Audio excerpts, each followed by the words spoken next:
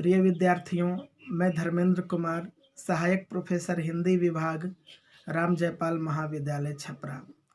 आज के इस व्याख्यान में मैं जयप्रकाश विश्वविद्यालय छपरा के हिंदी ऑनर्स के तृतीय वर्ष के काव्य शास्त्र जो पत्र है, जो 7वां पत्र है काव्य शास्त्र, इसके अंतर्गत मैं काव्य लक्षण की चर्चा करूँगा। काव्य लक्षण काव्य शास्त्र के अंतर्गत अत्यंत ही महत्वपूर्ण विषय वस्तु है। यह अत्यंत ही महत्वपूर्ण टॉपिक है।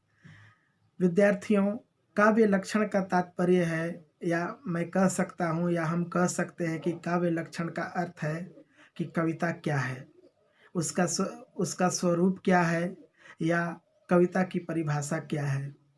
काव्य के लक्षण क्या हैं, कविता किसे कहते हैं, अथवा इसका स्वरूप क्या है, इस संबंध में संस्कृत के विभिन्न आचार्यों ने अपना अलग अलग मत दिया है और उनका मत काव्य लक्षण के संबंध में अत्यंत ही महत्वपूर्ण है।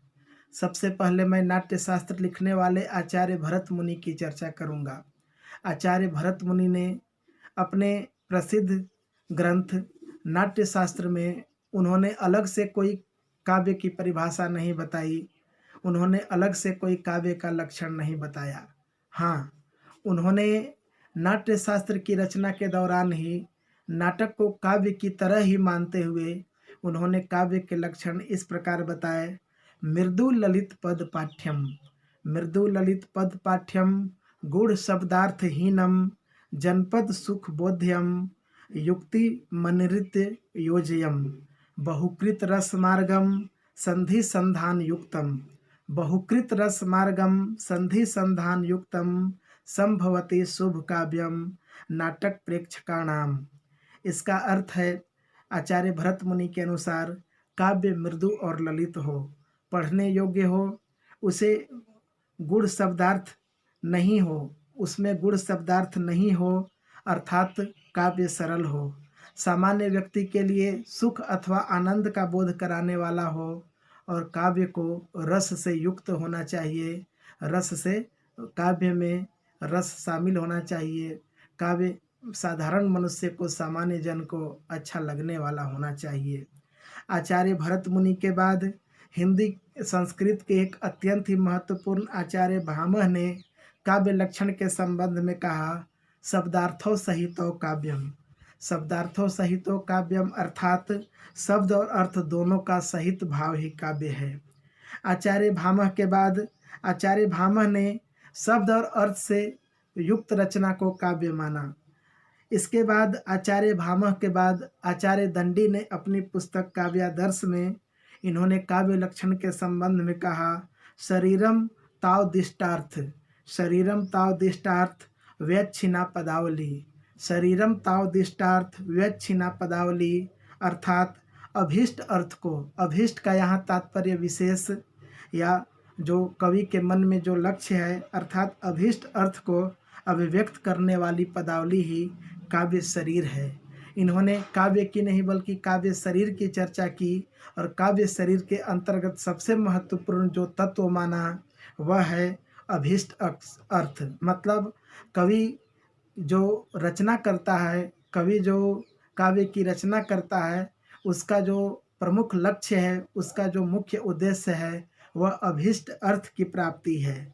आचार्य दंडी के बाद आचार्य रुद्रट ने काव्य के संबंध में, काव्य के संदर्भ में आचार्य भामट की परिभाषा में ही थोड़ा सा संशोधन करते हुए कहा, आचार्य भामह का छायानुवाद करते हुए कहा, या हम कह सकते हैं कि आचार्य भामह को ही दोबारा रेखांकित करते हुए आचार्य रुद्रट ने कहा, ननु शब्दार्थो काव्यम, ननु शब्दार्थो काव्यम अर्थात निश्चित रूप से शब्द और अर्थ ही काव्य है।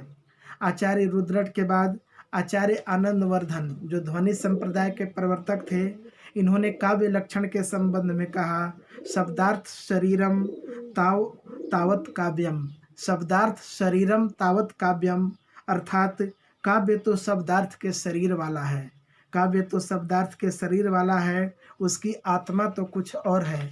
विद्यार्थियों, आचार्य आनंदवर्धन ने यहाँ कुछ और के माध्यम से ध्वनि संप्रदाय की ओर, ध्वनि की ओर इशारा किया है। आचार्य आनंदवर्धन काव्य के लक्षण के अंतर्गत ध्वनि को अत्यंत ही महत्वपूर्ण तत्व मानते हैं। आचार्य आनंदवर्धन के बाद रीति संप्रदाय के प्रवर्तक आचार्य वामन ने काव्य लक्षण के संबंध में जो बातें कही, इसकी चर्चा मैं आपके समक्ष करता हूँ। आचार्य वामन कहते हैं, काव्य काव्य शब्दो अयम गुणालंकार संस्कृतयो, काव्य शब्दो अयम गुणालंकार संस्कृतयो शब्दार्थयो वर्तते। मैं इसे दोबारा एक बार फिर से मैं दोहरा दे रहा हूँ। आचार्य वामन ने काव्य लक्षण के संबंध में क्या कहा? काव्य शब्दो अयम गुणालंकार संस्कृतयो शब्दार्थयो वर्तते। अर्थात इसका मतलब है आचार्य वामन जो हैं, आचार्य वामन काव्य में जो महत्वपूर्ण तत्व मानते हैं, वे कहते हैं कि जब शब्दार्थ गुण और अलंकारों से संपन्न हो, जब शब्दार्थ गुण और अलंकारों से संपन्न हो तथा दोषों से रहित हो, अर्थात उसमें कोई दोष नहीं हो, तो उसे काव्य कहा जाता है। आचार्य वामन ने काव्य के लक्षण के अंतर्गत पहली बार गुण का समावेश किया और अलंकार का समावेश किया, और गुण के अंतर्गत उन्होंने ओज गुण, प्रसाद गुण और माधुर्य गुण तीनों का समावेश करना, तीनों को काव्य में शामिल करना अनिवार्य बताया, आवश्यक बताया। आचार्य वामन के बाद अत्यंत ही महत्वपूर्ण आचार्य कुंतक, जो वक्रोक्ति संप्रदाय के प्रवर्तक थे। वक्रोक्ति संप्रदाय के प्रवर्तक आचार्य कुंतक ने काव्य लक्षण के संबंध में कहा, शब्दार्थों सहितो वक्र कवि व्यापार शालिनी, शब्दार्थों सहितो वक्र कवि व्यापार शालिनी, बंधे व्यवस्थितो काव्यम तदीवा आह्लाद कारणी। अर्थात आचार्य कुंतक ने काव्य लक्षण के संबंध में जो बातें कही, इसे हम चार छोटे छोटे बिंदुओं में समझ सकते हैं। आचार्य कुंतक ने काव्य लक्षण के संबंध में पहली महत्वपूर्ण बात बताई कि शब्द और अर्थ दोनों मिलकर काव्य होते हैं। अपने श्लोक में आचार्य कुंतक शब्दार्थों सहित की चर्चा करते हैं, अर्थात शब्द और अर्थ दोनों मिलकर काव्य होते हैं। इसके बाद आचार्य कुंतक ने काव्य लक्षण के अंतर्गत वक्र व्यापार को सम्मिलित किया।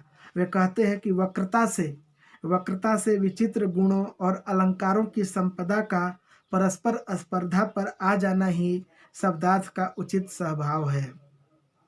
इसके बाद आचार्य कुंतक कहते हैं कि वक्रोक्ति से संपन्न या अलंकृत शब्दार्थ ही काव्य का मूल है। अलंकृत शब्दार्थ को आचार्य कुंतक के अनुसार अलंकृत शब्दार्थ ऐसा होना चाहिए जो काव्य मर्मज्ञ हैं, काव्य मर्मज्ञों के हृदय के आह्लादन में सक्षम होना चाहिए। अर्थात काव्य मर्मज्ञों का हृदय आह्लादित होना चाहिए, प्रसन्न होना चाहिए। उन्हें कविता पढ़कर, सुनकर उन्हें आनंद की प्राप्ति होनी चाहिए। तो इस प्रकार विद्यार्थियों, आचार्य कुंतक जो हैं वो काव्य लक्षण के संबंध में जिस बात पर बल देते हैं, वो पहला महत्वपूर्ण तथ्य है वक्रता। इसके बाद शब्द और अर्थ का व्यवस्थित व्यापार, व्यवस्थित क्रम, और इसके बाद काव्य मर्मज्ञों का हृदय को आह्लादित करने वाला, उनका 3 महत्वपूर्ण तत्व है। आचार्य कुंतक के बाद आचार्य मम्मट ने अपनी प्रसिद्ध पुस्तक काव्य रचना में इन्होंने काव्य लक्षण की परिभाषा देते हुए कहा, काव्य लक्षण के बारे में अपना मत प्रकट करते हुए कहा, तद 200 शब्दार्थो सगुणाव लंकृति पुनः क्वापि, तद 200 शब्दार्थो सगुणाव न लंकृति पुनः क्वापि। अर्थात आचार्य मम्मट काव्य लक्षण के संबंध में जो बात कहते हैं कि कविता कैसी होनी चाहिए, काव्य का लक्षण क्या होना चाहिए, वे कहते हैं अदोषौ, अर्थात काव्य को दोष रहित होना चाहिए। सगुण, अर्थात गुण सहित होना चाहिए। जो गुण है वो काव्य का धर्म है, रस का धर्म है। इसके बाद काव्य को अलंकार रहित अगर काव्य है तो भी कोई समस्या नहीं है, लेकिन काव्य को जो है, काव्य में जो सबसे महत्वपूर्ण तत्व है कि वह गुण के साथ होना चाहिए और दोष रहित होना चाहिए। काव्य में अगर अलंकार कम भी हो तो कोई बात नहीं है। इसके बाद काव्य लक्षण के संबंध में आचार्य विश्वनाथ ने अपना मत प्रकट किया। आचार्य विश्वनाथ अपनी प्रसिद्ध रचना साहित्य दर्पण में कहते हैं, वाक्यम रसात्मकम काव्यम। वाक्यम रसात्मकम काव्यम अर्थात आचार्य जो विश्वनाथ हैं वे रसमय रसात्मक वाक्य को ही काव्य मानते हैं, अर्थात ऐसा वाक्य, ऐसी वाणी जो रस से भरी हुई हो। आचार्य विश्वनाथ का ये जो सूत्र है वाक्यम रसात्मकम काव्यम, इसका अर्थ है रस युक्त वाक्य ही काव्य है। वो काव्य को रस से युक्त मानते हैं, रस से पूर्ण मानते हैं। आचार्य विश्वनाथ के बाद आचार्य जयदेव ने काव्य लक्षण के संबंध में कहा है, निर्दोषा लक्षणवती शरीरी सरितिर गुण भूषिता। निर्दोषा लक्षणवती सरितिर गुण भूषिता, सालंकार रसानेक वृत्ति वाक्या नाम वाक। फिर से मैं इसे दोहरा दे रहा हूँ, निर्दोषा लक्षणवती सरितिर गुण भूषिता, सालंकार रसानेक वृत्ति वाक काव्य नाम वाक। अर्थात आचार्य जयदेव जो कहते हैं उसका अनुवाद मैं कर रहा हूँ, अर्थात काव्य का लक्षण वह है, काव्य वह है, वह वाणी जो दोष रहित हो, गुणों से युक्त रीति वाली हो, लक्षणवती हो, अलंकार और रसों से युक्त हो, वही काव्य कहलाती है। मतलब आचार्य जयदेव काव्य का लक्षण बताते हुए कहते हैं कि वह वाणी जो दोष रहित हो, गुणों से युक्त रीति वाली हो, लक्षणवती हो, अलंकार और रसों से युक्त हो, वही काव्य कहलाती है। आचार्य जयदेव के बाद पंडित राज जगन्नाथ ने काव्य लक्षण के संबंध में बहुत ही महत्वपूर्ण बात कही है, रमणीयार्थ प्रतिपादक शब्द काव्यम। आचार्य जगन्नाथ का सूत्र है, पंडित राज जगन्नाथ का सूत्र है, रमणीयार्थ प्रतिपादक शब्द काव्यम, अर्थात रमणीय अर्थ के प्रतिपादक शब्द ही काव्य कहलाते हैं। रमणीय अर्थ के प्रतिपादक शब्द ही काव्य कहलाते हैं। पंडित राज जगन्नाथ संस्कृत आचार्यों की परंपरा में अंतिम महत्वपूर्ण आचार्य थे, जिन्होंने काव्य लक्षण के संबंध में अपने मत को प्रकट किया, अपने मत की अभिव्यक्ति की। इसके बाद आचार्य जगन्नाथ के बाद रीतिकालीन कवि आचार्यों ने काव्य लक्षण के संबंध में ही अपना मत प्रकट किया। प्रिय विद्यार्थियों, मैं यह आपको बताना चाहता हूँ कि रीतिकालीन कवि आचार्यों ने जो अपने लक्षण विषयक ग्रंथ लिखे, उन ग्रंथों में जो काव्य के लक्षण बताए हैं, ये मूल रूप से उनके अपने मत नहीं हैं। ये संस्कृत आचार्यों के मतों का ही छायानुवाद अथवा भावानुवाद उन्होंने किया है। ये रीतिकालीन कवियों ने या रीति काल के जो कवि हैं इन्होंने क्या किया, इन्होंने संस्कृत भाषा में जो विभिन्न आचार्यों के जो सूत्र थे उसका छायानुवाद, उसका अनुवाद इन्होंने ब्रज भाषा में कर दिया। सबसे पहले मैं रीतिकालीन कवि चिंतामणि की चर्चा करता हूँ। चिंतामणि अपनी प्रसिद्ध पुस्तक कवि कुल कल्पतरु में कहते हैं, ये काव्य लक्षण के संबंध में ये अपना कोई मत प्रकट नहीं करते हैं, बल्कि आचार्य मम्मट के मत को ही अपने शब्दों में प्रस्तुत करते हुए कहते हैं कि सगुण अलंकार सहित दोष रहित जो होई, सगुण अलंकार सहित दोष रहित जो होई, शब्द अर्थवारो कवित विभुत कहत सब कोई। अर्थात काव्य का लक्षण यह है कि सगुण अर्थात गुण के साथ, अलंकार के साथ दोष रहित होना चाहिए। जो शब्द और अर्थ को का सही प्रकटन जो कवित्व में कहा जाता है, इसे ही काव्य लक्षण कहते हैं। इसके बाद चिंतामणि के बाद कुलपति मिश्र काव्य लक्षण के संबंध में कहते हैं, दोष रहित अरु गुण सहित कछुक अल्प अलंकार, शब्द अर्थ सो कथित है ताको करे विचार।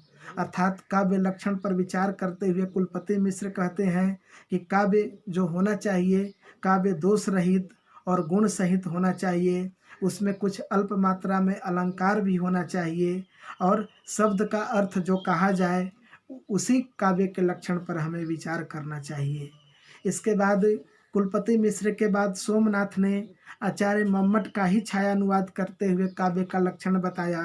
सोमनाथ कहते हैं, कवि सोमनाथ का कहना है, सगुन पदारथ दोष बिनु, सगुन पदारथ दोष बिनु, पिंगुल पिंगल मत अविरोध, भूषण जुट कवि कर्म जो, सो कवित कटिबुध। अर्थात जो काव्य का लक्षण यह है कि ये सगुण अर्थात गुण सहित और दोष के बिना होना चाहिए, इसमें छंद होना चाहिए और इसके साथ जो है कवि का कर्म ऐसा ही होना चाहिए। इसके बाद रीतिकालीन कवियों ने अपने मत दिए काव्य लक्षण के संबंध में। रीतिकालीन के 2-4 कवियों के मत के जानने के बाद विद्यार्थियों, अब हम हिंदी साहित्य के आधुनिक विचारकों और समीक्षकों के मत को जानने का प्रयास करते हैं। हिंदी के सबसे पहले जो जिनका मैं विचार काव्य लक्षण के संबंध में लेना चाहूँगा, वे सरस्वती पत्रिका के संपादक, या मैं दूसरे शब्दों में कह सकता हूँ कि सरस्वती पत्रिका के यशस्वी संपादक, बहुत ही महत्वपूर्ण विद्वान आचार्य महावीर प्रसाद द्विवेदी। काव्य लक्षण की चर्चा वे अलग से नहीं करते हैं, बल्कि अपने निबंधों में ही काव्य लक्षण के बारे में जगह जगह वे बताते चलते हैं। वे काव्य लक्षण के संबंध में सबसे पहली बात कहते हैं काव्य के संबंध में कि ज्ञान राशि के संचित कोश का नाम ही साहित्य है। अर्थात साहित्य या काव्य वह है जो ज्ञान राशि को संचित करे, ज्ञान राशि को प्रमुखता दे। इसके बाद आचार्य महावीर प्रसाद द्विवेदी काव्य लक्षण के संबंध में वो दूसरी बात कहते हैं, कविता वह प्रभावशाली रचना है जो पाठक या श्रोता के मन पर आनंदमयी प्रभाव डालती है। एक स्थल पर एक निबंध में आचार्य महावीर प्रसाद द्विवेदी यह भी काव्य लक्षण के या काव्य की परिभाषा के बारे में काव्य की परिभाषा देते हुए कहते हैं, अंतःकरण की वृत्तियों के चित्र का नाम कविता है। अंतःकरण की वृत्तियों के चित्र का नाम कविता है। अर्थात कविता वह है जो अंतःकरण अर्थात हमारे हृदय में जो भाव हैं इसका चित्रण करे। आचार्य महावीर प्रसाद द्विवेदी काव्य के संबंध में अत्यंत ही महत्वपूर्ण एक बात कहते हैं, जिसकी चर्चा मैं करना आवश्यक समझता हूँ। वे कहते हैं कि सादगी, असलियत और जोश, यदि यह तीनों गुण कविता में हो तो कहना ही क्या है। मैं आचार्य महावीर प्रसाद द्विवेदी का उदाहरण आपके सामने प्रस्तुत कर रहा हूँ विद्यार्थियों। वे काव्य लक्षण के बारे में बताते हुए कहते हैं कि सादगी, असलियत और जोश, यदि यह तीनों गुण कविता में हो तो कहना ही क्या है। परंतु बहुधा अच्छी कविता में भी इनमें से एक आध गुण की कमी पाई जाती है। कभी कभी देखा जाता है कि कविता में केवल जोश रहता है, सादगी और असलियत नहीं, परंतु बिना असलियत के जोश का होना बहुत कठिन है। अतएव कवि को असलियत का सबसे अधिक ध्यान रखना चाहिए। मतलब आचार्य महावीर प्रसाद द्विवेदी काव्य में जोश के साथ साथ वे मौलिकता की बात करती हैं। यहाँ असलियत का मतलब मौलिकता है। इसके बाद आचार्य महावीर प्रसाद द्विवेदी के बाद हिंदी के प्रसिद्ध इतिहासकार और अत्यंत ही महत्वपूर्ण और बड़े समीक्षक आचार्य रामचंद्र शुक्ल ने काव्य के संबंध में, काव्य लक्षण के संबंध में भी अपने मत प्रस्तुत किए हैं, अपने विचार दिए हैं। ये आचार्य रामचंद्र शुक्ल का समय वह था जब संक्रांति का काल था। संक्रांति का काल कहने का मतलब कि एक तरफ काव्य लक्षण के संबंध में या कविता क्या है के संबंध में परंपरागत विचार हावी थे, तो दूसरी ओर आधुनिकता की शुरुआत भी हो रही थी। आचार्य रामचंद्र शुक्ल काव्य का लक्षण बताते हुए कहते हैं अपनी प्रसिद्ध पुस्तक निबंधों की पुस्तक चिंतामणि में कि जिस प्रकार आत्मा की मुक्तावस्था ज्ञान दशा कहलाती है, जिस प्रकार आत्मा की मुक्तावस्था ज्ञान दशा कहलाती है, उसी प्रकार हृदय की मुक्ता अवस्था रस दशा कहलाती है। हृदय की मुक्ति की साधना के लिए मनुष्य की वाणी जो शब्द विधान करती आई है उसे कविता कहते हैं। अर्थात आचार्य रामचंद्र शुक्ल जो कहते हैं, इसे सरल शब्दों में हम ऐसे भी समझ सकते हैं कि जो शब्द चेतना मानव हृदय को निज पर की चेतना से ऊपर उठाकर विशुद्ध भावना के धरातल पर प्रतिष्ठित कर सके, उसे लोकोत्तर आनंद दे सके, वही काव्य है।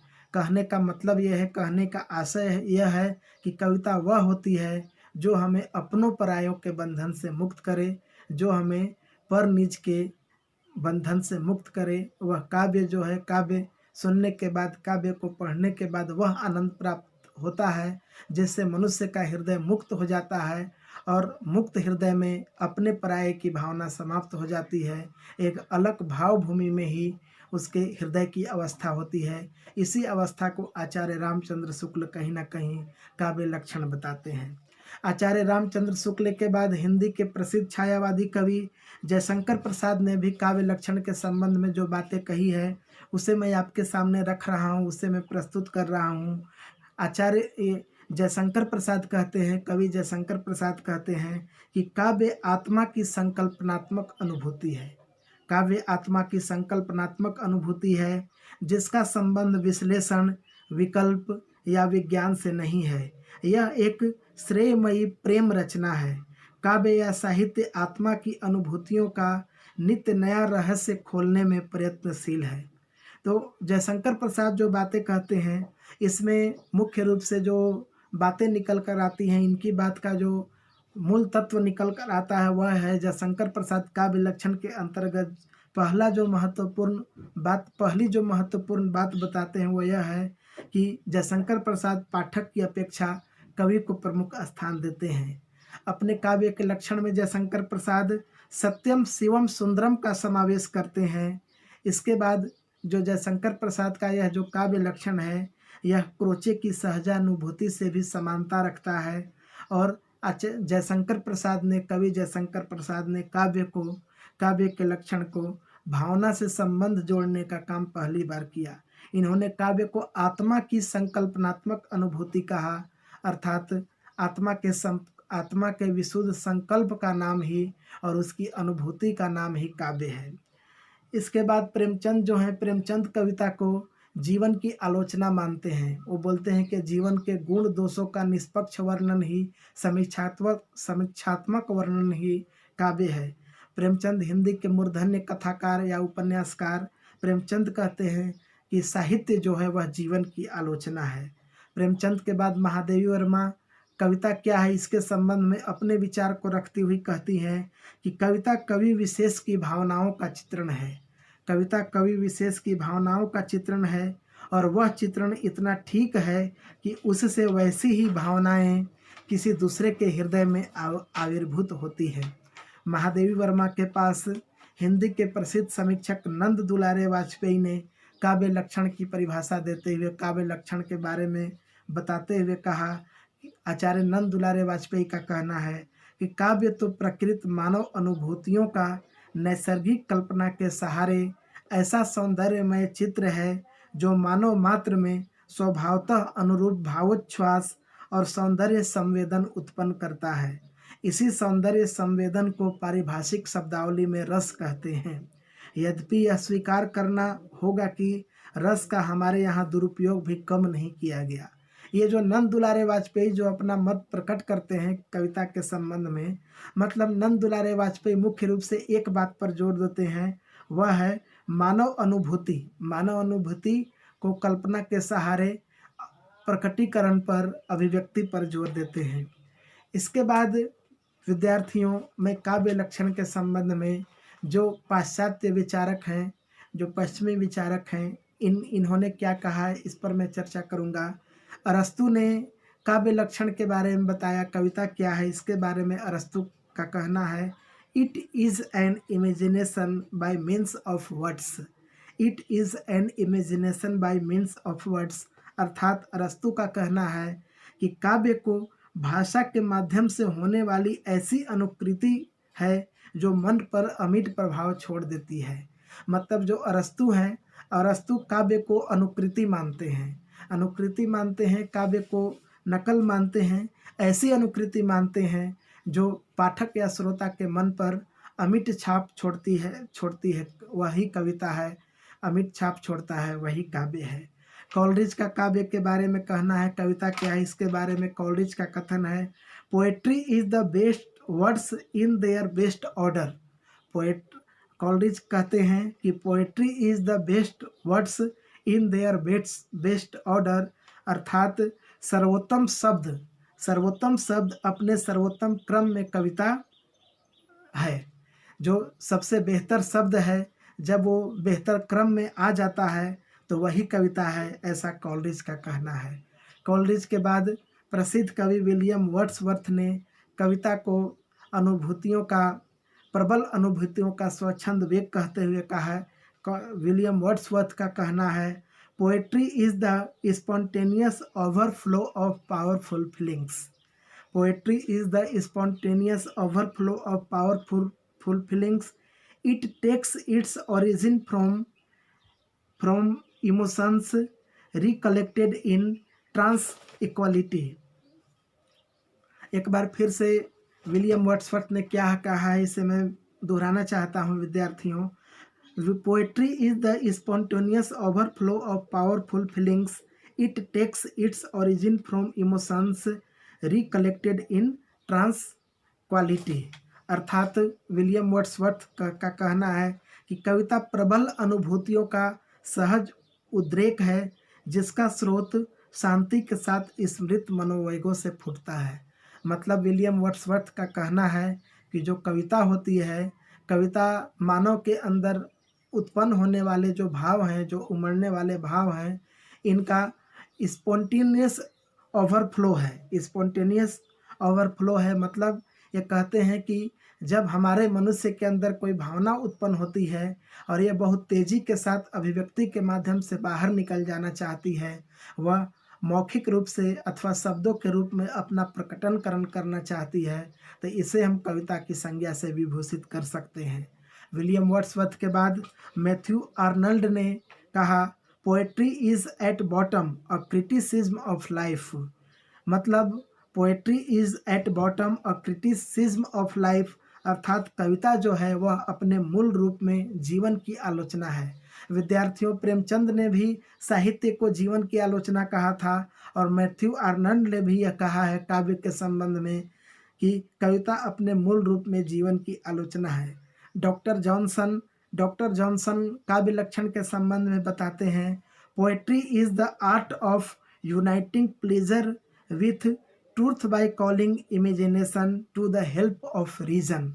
अर्थात डॉक्टर जॉनसन ने कविता को उस कला के रूप में स्वीकार किया जो कल्पना की सहायता से युक्ति के द्वारा सत्य को आनंद से समन्वित करती है। इसके बाद चैम्बर्स डिक्शनरी में काव्य के बारे में, कविता क्या है या कविता का स्वरूप क्या है, इसके बारे में चैम्बर्स डिक्शनरी में यह कहा गया है, मैं उद्धृत करना चाहता हूँ। Poetry is the art of expressing in melodious words thoughts which are the creation of imagination and feeling. मतलब कल्पना और अनुभूति से उत्पन्न विचारों को मधुर शब्दों में अभिव्यक्त करने की कला ही कविता है। चैम्बर्स डिक्शनरी के अनुसार कि जो कल्पना है और अनुभूति है, कल्पना और अनुभूति से जो विचार उत्पन्न होते हैं, इन विचारों को जब हम मधुर शब्दों में अभिव्यक्त करते हैं तो यही कविता कहलाती है। दूसरे शब्दों में हम कह सकते हैं कि कविता कल्पना और अनुभूति से गृहीत सत्य की रमणीय शब्दों में अभिव्यक्ति है। तो विद्यार्थियों, काव्य क्या है, कविता क्या है, इसके संबंध में विभिन्न विद्वानों के मत को हमने देखा।